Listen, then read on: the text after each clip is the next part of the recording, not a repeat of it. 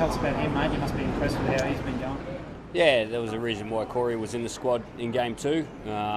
He's been impressive through the first half of the season and built some really good habits in his game. You can tell when players have a great off-season, and Corey's one of those guys. Built a great base to his fitness levels, regularly plays 70 minutes straight for the Raiders, and Ricky Stewart and the coaching staff have done a great job with the development of Corey, and no one more impactful than himself. Corey's knuckled down, focused on his footy and focused on what's important in his footy, and you see that regularly every week. So it's the reason why Corey's earned the opportunity to play for Queensland. What about AJ Brimson, mate? That's obviously another fullback for you, but I guess you were impressed with him at the start of the season, and he's played for Queensland as a fullback as well before. He's had a bit of a checkered run with injuries, AJ, but every time that he's come back, and he came back from a hamstring injury only a few weeks ago, and he just hit the ground running. I was really impressed with his performance, and again, that was the reason why he was the 18th man for Queensland in Game 2. And you don't just get those opportunities for the experience. You get those opportunities because you deserve them, and if the opportunity to wear a maroon jersey comes up, the selectors, the coaches, we're all comfortable with those players playing for Queensland. So that's the case for the 18th and 19th man from Camp 2. They're in the team this time. Where did you settle on that, Bill? Like, when did you settle on being back in the place? Because you had a few options there. You could Yep. like a hammer, or you could have moved the camera obviously back to one. Yeah. When did that kind of really for you? That was made pretty early, to be honest. Obviously, you've got to watch footy. That's really important, is to watch all the games over the weekend, and you don't lock anything in until they're finished. But the idea of AJ and Corey coming into the team were pretty settled early in the week. Did the performances of Selwyn and Tommy Dearden, particularly in the games they just played, did that make life pretty difficult and almost make you have a rethink from that? It makes life really good, and this group has created a whole heap of depth to play for Queensland, and guys like Tom Dearden, who's our 18th man for Game 3, and Selwyn Cobbo, who's been a big part of this Queensland team and will be a big part of this Queensland team moving forward as well. It's great to see those two guys playing some good football. Selwyn's obviously overcome his hip injury that he sustained in the first game of Queensland and this year, and Tommy's he's just a little competitor, and obviously the Cowboys had a good win over the Tigers on the weekend, and Tommy was front and centre of that. Billy, with Corey, was that one of the better phone calls you've made with Corey? Was because you stuff in, take us through because he had a week close last time, but how did he respond? Yeah, they're good. They're really enjoyable phone calls. Obviously, I've had the pleasure to make a few phone calls to allow people to know that they're going to debut for Queensland, and they're great. But with those good phone calls, there's some tough ones too. I had to call Selwyn Cobbo and let him know that he was going to be playing for Queensland in this third game. And the good ones are really good, and the tough ones are tough. But that just comes with the territory. So how was Corey though? What did he say when you told him you were in? Yeah, he was really excited. He was excited to be in the squad for Game 2. And you can see the enthusiasm through the whole 10-day preparation leading into that second game. And, you look at that and you go, geez, I'd love to give that guy an opportunity when it arises. And that opportunity's here now. And Thomas Flegler got that opportunity after being in camp for 3 games last year. He played 2 games and was an instrumental part of what Queensland were about this year. And now Corey gets an opportunity to take over from Thomas Flegler. You spoke about spot feel like, one big kind of fiery redhead, yeah.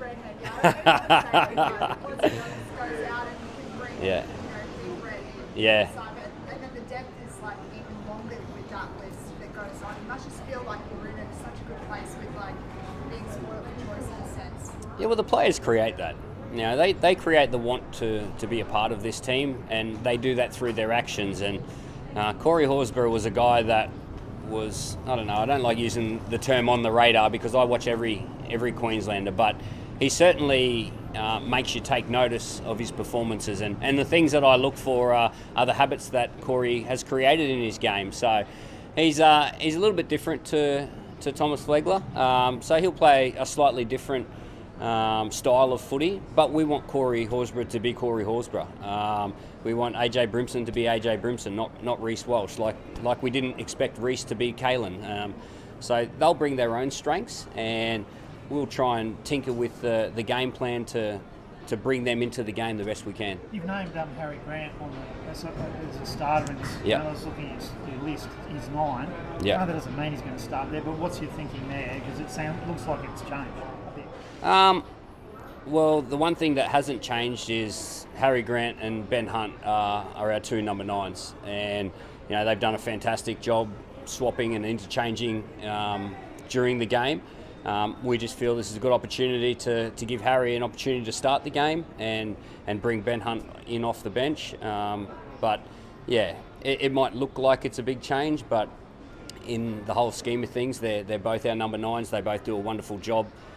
They complement each other with their games, and they'll be both out on the field at some stage. You were part of a clean sweep in 2010, Philip. Yeah. This is the first opportunity a lot of these guys like Munster's ever had to do this. How big a challenge is that, and what does that mean for this team? It's got some scope to do something pretty special. Yeah, look, the challenge of playing New South Wales in a state of origin that's a big challenge. They're not easy, but that's the situation that we're in. The series is in Queensland for the next 12 months, but there's another game. And like I said, whenever you get an opportunity to represent Queensland, the situation is to go down to New South Wales, and if the result goes our way, if we earn the result, well, it'll be a clean sweep. But to be totally honest with you, this team has created a great foundation to their footy, and they're still seeking improvement. They're still seeking a higher level of footy, and that's where our focus will be in the next 10 days. Our focus will be, how do we manage to be better? How do we manage to bring out more of our strengths in our players? So I mentioned going into game 2 that this team's only just getting started, and they're certainly not at a destination right now. Have you spoken to Reece? Anyone? Yes, I speak to Reece. I spoke to him a few times before he went to the judiciary, after he went to the judiciary. He's got 3 weeks on the sideline now, and Reece will go away. He'll cop it on the chin, and he'll move on. So it's disappointing for Reece. He's worked really hard to be in the position he's in right now, but he's unfortunately not going to get the chance to play for Queensland in this 3rd game. I think Cameron said on radio that he was talking about it, and he said it's not his role to talk to referees. Have you had a chat to him about what you expect going forward, and what's going to help him be a better footballer and person on the field? Yeah, I have. I'm very honest with Reece and all the players, to be honest. Let's not forget Reece is 20 years old. All right, take yourself back to when you were 20 and how many mistakes you made and how imperfect you were.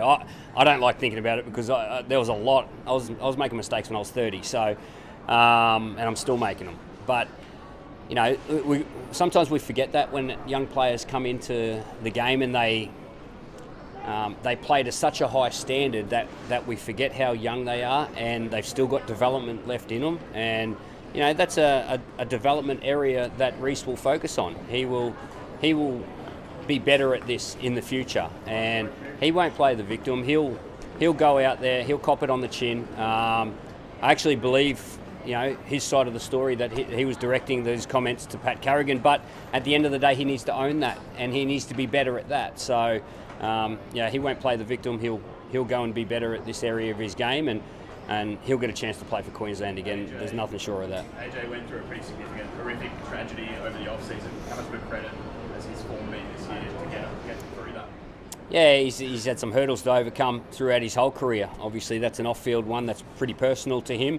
But even on-field, the injuries that he's overcome to put himself in a position to play for Queensland again, he's done a great job. It's not easy to be involved at this level, and you've got to work really hard. You've got to do a lot of hours and commitment and sacrifice away from your club, away from the training field, and AJ's obviously done that. So I'm really excited for him. He's earned this opportunity to play for Queensland in his preferred position, and like I said, we'll build a game to try and bring AJ into the game as best we can. Given how good Reece has been this year and how good Kalen was last year, like, is AJ, I guess, a stopgap option, or is there actually a chance for him here to sort of say for the years to come he's the number one moving forward?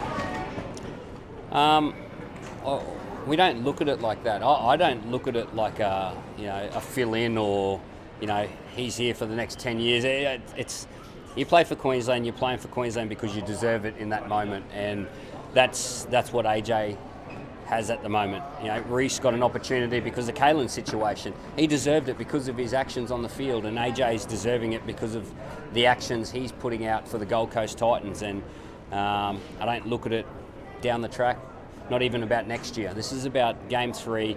This is the best team for Queensland right now that we feel, and we'll be preparing the best we can to play our best football on Wednesday week. What do you make of Cody Walker coming into the team? I know you don't talk too much about New South Wales, but yeah. I mean, that's a great thrill for him, I guess, at his age, but he's playing great footy.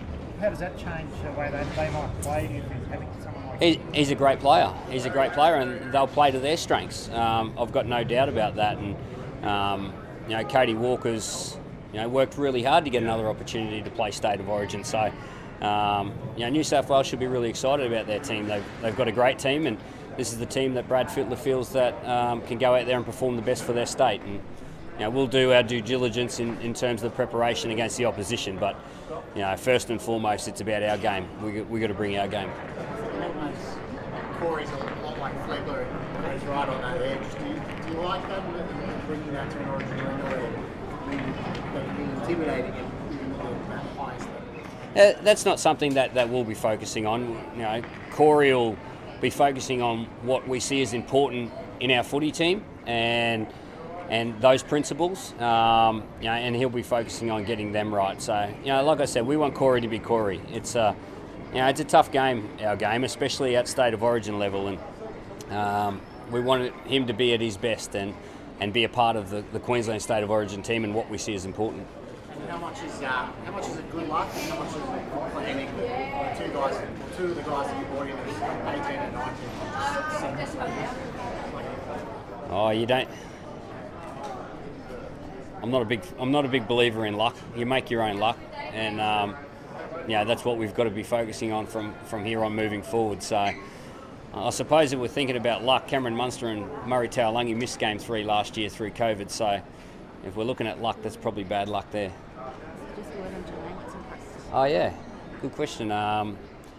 Look, Jermaine Hopgood's a little bit like Corey Horsburgh. He's a guy that I've been watching. I was even watching him last year when he was playing New South Wales Cup for the Penrith Panthers, and it was really impressive. And what he's done for Parramatta, Brad Arthur has brought him along and give him the belief by playing him in the middle, starting him in the number 13 jersey, and another guy that's really earned his opportunity.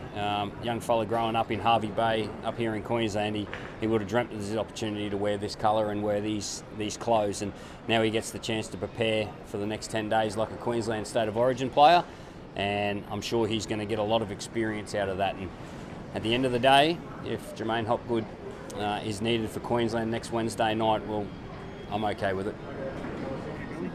Beauty. Thanks, guys. Appreciate it.